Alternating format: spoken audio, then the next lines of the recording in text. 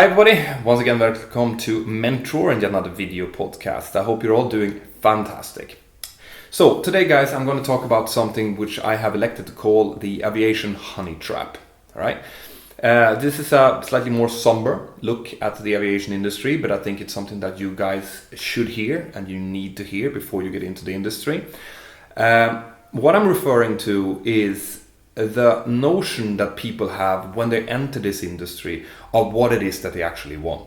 Okay, I've been touching on this on previous podcasts as well. You know, most of you guys who are watching this, you're probably young, and your view of what the aviation industry is getting on into a nice uniform, walking out to the big 777 aircraft that you have.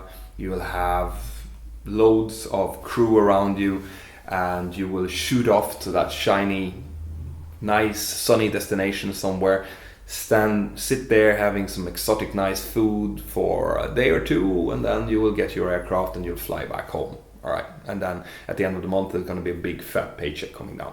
All right, so this does exist. All right, you can find these jobs. They are out there. All right.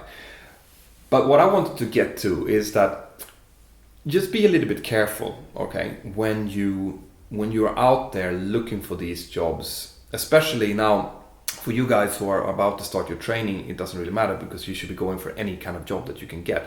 But once you have attained a little bit of experience within the industry and you are actually eligible for these long haul jobs, that normally takes a good 1,500 or 2,000 hours of jet time to be kind of in the scope where you can apply for these type of jobs.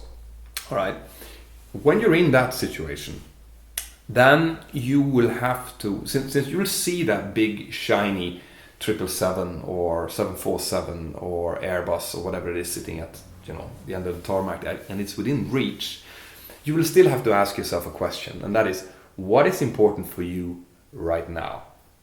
Okay. Because what was important when you were a young cadet and you really wanted that long haul job might not be as important now, okay? Because as I said, it has taken you a couple of years to reach this point. Now, the reason I'm bringing this up is because I have been talking very recently with a very good friend of mine who's come back from one of these jobs, all right? And he was very emphatic when it came to describing the feeling of being trapped. Okay, these jobs, if it requires you to move to a completely foreign culture, for example, you are going to have to take into account that what's going to be important for you when you're in your mid-20s, early 30s is most likely going to be your family and the time that you're spending with them. Okay.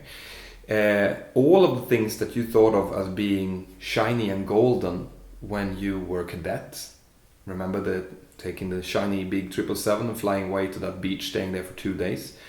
It did not include the fact that those 2 days did not involve your family, okay? And it also did not include that the reason that you had to fly that big shiny jet was because it's really far away, okay? Which means it's really far away, it's probably going to be a very different time zone. Whenever you have a different time zone, you are going to be out of sync, what's called jet lag, and that makes you very tired. If you on top of that put the fact that most airlines at this time now want to make money. Airlines only make money when pilots are actually flying the jets, which means that the more time you're spending on the ground, the less money the airline is working. So it's very likely that you will be flying than having minimum rest, which might be as little as 24 hours or less even, and then you're going to have to fly back again. So it means that a long haul job when you have a family is going to include you being away maybe on several, if you're doing multiple trips following each other before you get back to base, you might be away for up to a week. And during that time, you will be changing time zones constantly, which does have an actual effect on your body. Like, you will become physically more tired. I'm sure most of you guys have been flying maybe to Thailand or going to the States or whatever, and you've known how it feels to be jet lag. Well, you're going to have that a lot more unless you find a very good solution to it. And some people, they just stay on their home time zone, which means that they're up during the nights in their destinations. But that also means that you don't get the kind of lying on the beach having nice dinners in the sunrise or sunset, because you are going to be sleeping then.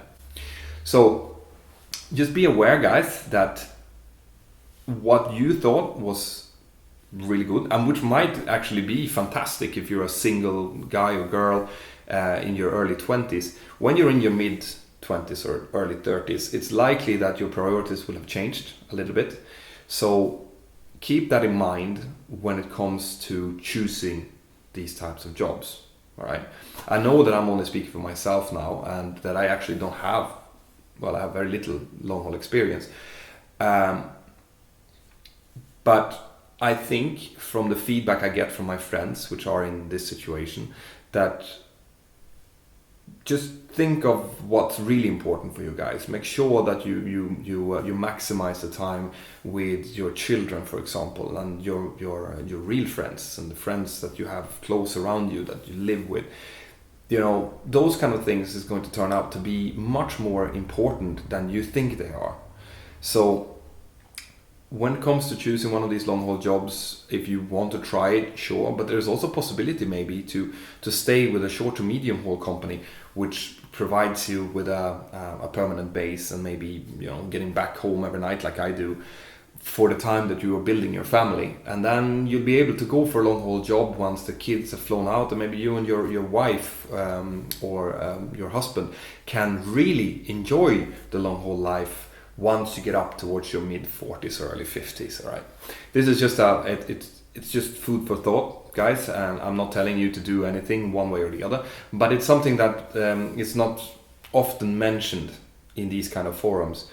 But I do believe that it's very, very important that at least someone gives you or plants the seed of the idea in your head, because what tends to happen is that this job, that is in all accounts a fantastic job, right? It's great.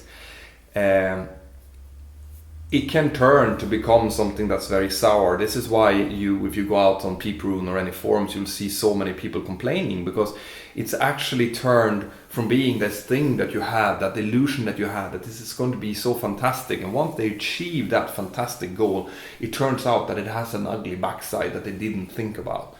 And it only becomes ugly if you let it, should be said as well. You can manage this job so that it's absolutely fantastic continuously, but be aware of it, that if a company, for example, is offering you a lot of money or huge benefits, you should be asking yourself why.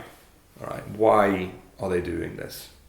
Just think about that. There might be a reason why they have to pay, for example, you know, exorbitant amount of money for people to come, or pay for schooling, things like that. So just be aware, be a little bit critical, like you should always be when in any kind of industry, but especially in this one, and think about it. It is a fantastic job, but it's up to you to keep it being fantastic. That's all I have for today, guys. As always, post comments and ask me things on Twitter, Instagram, Facebook, wherever you want to follow me. I hope you have a continuously fantastic day, and I'll see you next time.